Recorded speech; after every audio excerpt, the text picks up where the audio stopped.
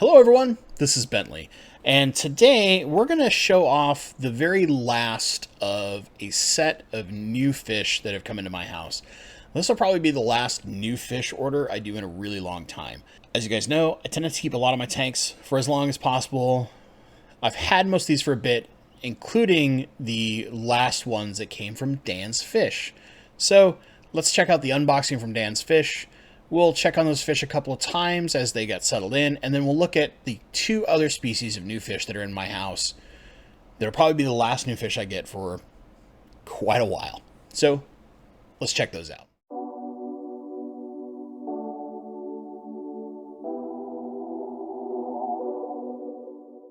Okay, so I've got a little box, my latest order from Dan's Fish.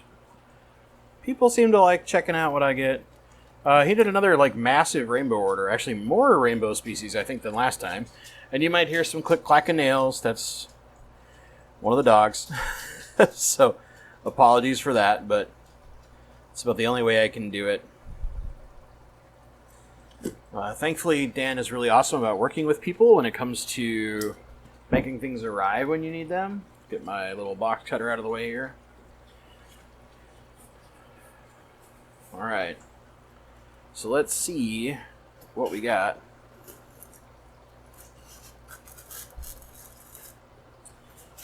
Good heat pack. Still nice and warm. That's always a good sign. I'm actually curious the temperature on these. I'll have to check later.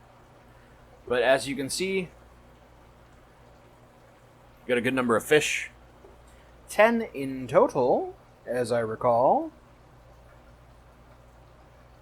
Looks like Dan might have sent me one extra. Or just... Is that just a bag of water? As a pad? It's kind of smart, I won't lie. So, about 10 fish, all the same species. And I'm really curious. I wish I had my temp gun. I'm actually looking around my fish room. I don't think I do. I was curious what temperature they are. I'll check that later. They'll get acclimated in a tank. But that should tell you right there. Hopefully, we'll get this bad boy to zoom. I might have to manually adjust, but whoop. Just trying to get my camera to focus. Fred. So our friend Fred is a Melanitania fredericki. And that's what all 10 of these are. So I'm just going to go through real fast, make sure everybody's okay. There's 1,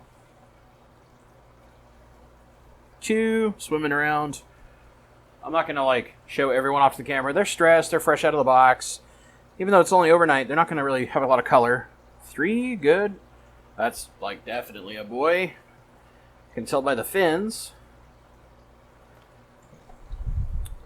4, looking good.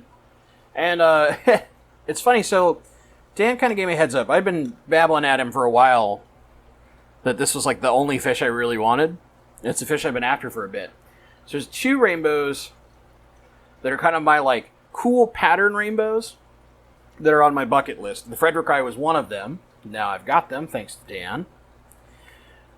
There's number 6, looking good. That looks like a girl. So that's good news. Number 7. A little shy, but good. And Dan's always so awesome. And this is overnight shipping. The likelihood of losing any fish is extremely low. 8. Looking good. Pretty sure that's a boy. Number 9 right here on the edge. Yeah, nice and active. I want out of this bag. Don't worry, buddy. A nice big tank for you to go swim in here soon. And number 10. All looking very healthy. Good size. I mean, rainbows at this size aren't going to show a ton of color, but if you give them really good food, they will. So, frozen, live baby brine, and a good flake like the extreme krill or fluval bug bites. Ah! Temp pack. It's just to help maintain temperature. That's smart though. I like Dan's thinking. He does cool stuff. So I'm going to go ahead and get these guys floating, get them acclimating. we'll just put one more up. I know, we're going to scare you a little bit. So since they're each in an individual bag and they're double sealed with their own water, it's pretty easy. It's not a breather bag, so I can just float it in the tank it's going in, which they're going to go live with the blaheri. Dan quarantined so well, I'm not really paranoid about it. Plus the last blaheri were from the same person, and I've had no issues whatsoever from the Indonesian shipper that he got them from, and then from Dan doing his quarantine and medicine process. So I really don't think I need to worry too much. Normally I would quarantine if I didn't really trust the source, or if I didn't know that that source heavily quarantined their own fish. And yes, technically you should quarantine them, but the only tank I have to quarantine in is full of plecos, so there's that. So we're going to get these guys floating, let them temp up, get them in the tank, and then we'll shoot a little bit more. Okay, so here we are the next morning in the blaheri and now fredericki tank. There's some frozen cyclops in the water, so you can see the blaheri are all excited. The smaller fish with the black lateral lines, there's about 6 of them dead center of the tank here, and the blaheri are kind of going all over the place. Those are the fredericki. There's another group on the other side of the Java fern that Danger Noodle is kind of wiggling through there. Hi, Danger Noodle. And that there's about 4 of them over there. Just a quick count. Yeah, it looks like 4, so there's probably 6 over here in this group. So of the 10 fish, everybody's doing okay so far. I have had them all accounted for earlier, but they swim kind of all over the place when the water is full of tasty, tasty frozen cyclops. So the big thing now is just going to be feeding them really well, giving them time to settle in and grow a little bit, and then that color will start coming in. And the big reason, while we watch these fish for a little bit, eat, because watching fish is fun, right? The big reason why I got this fish is because there's 2 rainbows on my bucket list that I call the weird pattern rainbows. And the fredericki is one. And part of that's that yellow body with that big black splotch in the lower bottom of their abdomen. I just really love that look. And you can hear Shanny running around. Shantoto's running all over the place. Hi, baby. she's antsy. She wants to play. And then the glossolepis maculosus, which I had some eggs at one point. I lost them. Wasn't really sure how, so eventually I've got to get the maculosus, and those are the ones that have the little spots. They're the spotted rainbow. There's just something about like the more obscure patterns in rainbows that's really appealing to me. Makes them really, really pretty to me that I just want to have them for myself, not necessarily to breed or anything like that, but the fredericki are really hard to find. There's a guy out there who will advocate for them all day long. If I remember right, these are Dustin's Fish Tank's like favorite of all the rainbows are the fredericki. But I really like them, and I can't wait to start seeing that nice yellow color come in that body. And on the boys, that big, just black kind of triangular splotch. I'm really excited to see that start coming in. So it's going to be fun watching these kind of just silverfish with a black line turn into these beautiful, beautiful fish. So let's wait a couple more days, see if maybe we get some hints of color, and then we'll be done. A quick check-in. It's been nearly a week. You can see some of the fredericki just kind of floating around. What you'll notice, so just look for the big black line down the center of the body. Those are the most obvious fredericki. They're also the smaller of the rainbows in the tank. What you'll notice is not a lot of color. At this size, for this fish, that's really normal. What's important, you don't see them in as tight a groups anymore. They're mixing in with the blaheri. They're swimming around. They're not all just kind of in one small zone. They're swimming throughout chunks of the tank together, mixing with the other rainbows. They're far more comfortable. So overall, doing good. Now it's just the waiting game until we start seeing the color come in. Start seeing that yellow start to really show up, and that big black splotch on the males down in the lower rear of the abdomen. So that's it. We're going to show one more fish in just a sec as some kind of new fish that I've got in, but they're doing good. Thanks to Dan, as always. He packages stuff so well. His fish come in so healthy that you basically just never have to worry about them. And that's a really, really nice feeling. Okay, so apologies for the glare. You're going to see my shirt, but here's one of the other species of rainbows I have that's pretty new. I've had these in for about a month now, and you can see a lot of them are already getting really early color. And that just happens to be, this fish doesn't get quite as big as like the fredericki, so they color up a little earlier. And they've been on a really steady, super healthy diet of some color-enhancing foods. So because they're an orange fish, things like that krill flake or frozen foods and live brine all do really, really well with this fish. This is the Melanitania from Kalimoisi. So it's an unnamed rainbow, but they're really cool. I'll show you a picture of an adult from the same breeder. This is from Roseline 17 off of Aquabid. For those who are like big rainbow fanatics, that's Marcel W. Really, really well known for being an absolutely fantastic rainbow breeder. He sells tons of very cool, very rare rainbow species. This, I'll tell you a story about this fish while you watch him swim, but you can already see all those oranges in these little boys, and the girls do get a little bit of color eventually, but the boys are the ones that really show it. I was chasing this fish for like a month of auctions, and I kept losing, and I kept losing, and I kept losing. And Marcel reached out to me and just said, "Hey, I've noticed you've been trying to win the fish. How many are you looking for? I'll just set you up outside of Aquabid so you don't have to keep fighting." So he made me a really nice deal. I ordered 20. He sent me 25. They all came in fantastic health, well packaged. I didn't do an unboxing just because part of the corner of the box was a little wet. And whenever that happens, I go into kind of the emergency mode just to make sure a bag hasn't an issue. You could hear one of the dogs running around. Really all it came down to was bags were sweating because he uses breather bags. So little bits of condensation had occurred and got into a corner of the box. Everybody that was in there was fine. There was also one other fish in there, and we'll go get those now. So it's going to be a little harder to see this fish, but here is one of 8 total new plecos that I got from Marcel. Now, there's a little secret to be had with this fish.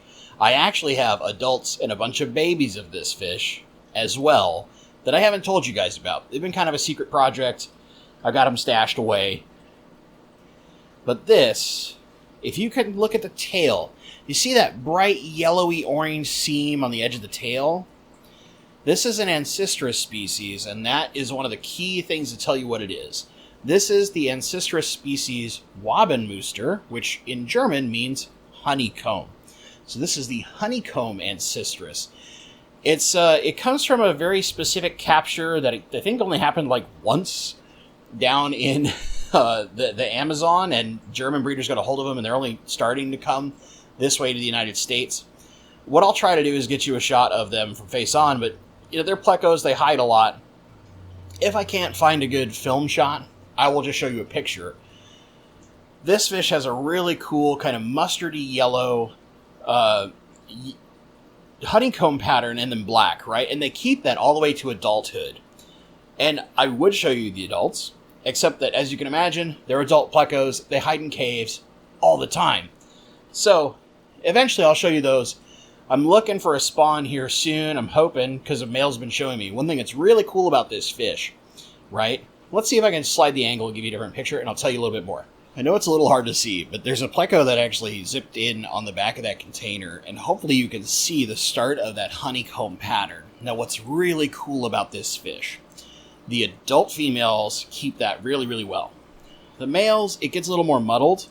That mustardy yellow color gets a little more dull, but when the males are trying to entice females into a cave for spawning, they go like almost leopard frog pleco yellow. They go very bright. They show their colors off. They stand their bristles like straight up. I've watched this personally. I've seen a male sitting there trying to entice a female over and over and over again, and she just didn't want to come to the cave quite yet because my dog kept running around near the tank. And, I didn't want to upset anything, so I just kept watching. I didn't want to go chasing my dog and really scare the pleco off entirely. But he was doing this for nearly an hour. It's just brilliant yellow color, and his whole body was so cool to see. So I'm really excited to kind of refine breeding this pleco and, being able to raise it up in lots of different tanks because, they're plecos. You can raise their fry and tons of stuff. You can see here in the angel tank, I've got some in with the Chilathrina centaniensis. I've got another tank full of young that are growing up right now that eventually will probably go to redfish, bluefish to be available for sale.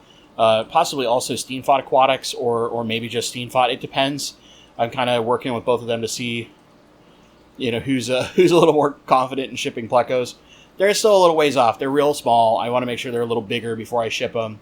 Not quite as big as this guy that we've got on the shot here, but something like 2 inches is what I'm shooting for. But as I get my other ones that I got from Marcel growing up, I'll have more breeding pairs and be able to produce more fry and really try to get this pleco out there because they're not very common. So I really want to get more of these plecos out there in the hands of people because they're such a cool ancistrus. And they're an ancistrus. They're a bristlenose. They eat algae. They're a mainstay vegetarian. I've, for the most part, been doing these guys on zucchini and then also some rapashi. I got a special blend of rapashi. I'm going to talk in a future video of my review on rapashi in general, but I'll tell you my special blend for what I use on these plecos. Hint, it's mostly Soylent Green, but yeah, I'm really looking forward to that. So several new fish in the fish room. We've got the fredericki. We, of course, got the centoniensis a while back. We've got the Kalimoisi, and then we've got these beautiful wabenmuster plecos, or wabenmuster, sorry. The honeycomb pleco. I just love that name, wabenmuster, so I say it all the time. But really looking forward to that. I got lots of cool fish, so that once I'm able to get more breeding space, I can really go hog wild and get a lot of really cool fish going and make them available to the hobby. So that's it. We'll go back to my face and we'll talk just a little bit more. Well, there you go. We've had a look at the Melantania fredericki, which I'm really looking forward to those guys starting to color up. We're getting close. I can feel it now at time of between time of filming and what you're actually watching this now. And then also like those Kalimoisi, like it's so cool to see all that orange. It's already coming in, those young fish. They're incredible. And then there's those wabenmuster plecos, the honeycomb pleco. They're so neat. They're so cool. In that pattern, man, I wish I could get good shots of my adults. I'm hoping to at some point, but they're so anytime I do stuff with the 75-gallon long behind me, they're actually like underneath that tank. That's where I've had them hidden the whole time from you guys. So as soon as like all my tests finished with the Zis versus the bright water media, that tank got moved in there, and then those adults from like some other rat hole places where I had them were moved in. So look forward to those guys in the future. I'm going to try and make some of those available for sale once my young ones grow up to a suitable size for shipping, assuming that we're not in the dead of winter when it's hard to ship. But look forward to those. You'll see videos about them in the future. I'll take them to whether it's wherever they're going to go, and they'll be made available. We'll make sure to announce that all well ahead of time. Just let me know in the comments. What do you enjoy the most about this video? Like, what fish are you the most excited about? What fish do you not care about? Whatever it is, let me know. If you enjoyed this video, give it a little like. Share it maybe. Those are all the things that help with those magic YouTube algorithms. They're the absolute best for helping a channel grow, which, man, you guys have been helping out so much. Like, it's been incredible the last couple of months, just seeing kind of a difference, especially just the reception of the stuff I've been doing. It's been a real absolute blast, especially live streams. Come Tuesday, 6 p.m. Pacific time, there's a live stream every Tuesday. You can get live Q&A. We've got a little topic. It's usually like 15 to 20 minutes ahead of time at the start. We talk about something, and then we get into Q&A, and we have a blast. Interact, chat, all those good things. Come hang out. I'd love to be able to see you there in a digital fashion, as much as we can during human malware. For those of you who can't stand this, think I'm just like showing off new fish and new fish and new fish, keep in mind, I haven't had a lot of new fish in a long time, all right? I don't do this very often, so when I do, I gotta make a show of it, right? But if you can't stand it, you can hit thumbs down. It's fine. Or if you can't stand that I don't have a new fish every week, like, you can hit thumbs down twice. I'll understand. As always, guys, thank you so much for watching. And stay awesome.